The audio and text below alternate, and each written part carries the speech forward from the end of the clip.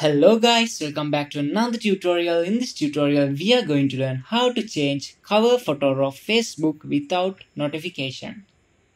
Open your Facebook app. Then first you need to go to your profile. So click on your profile icon in the top left corner. Now you need to click on this edit profile button in here. Next,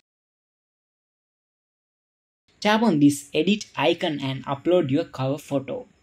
Now you need to go to back your profile and here you can find your cover photo you uploaded now. So tap on these three dots in here and now you need to tap on this hide from profile option. Then your cover photo is hide from your profile. Hope this video was helpful for you guys. See you in the next video.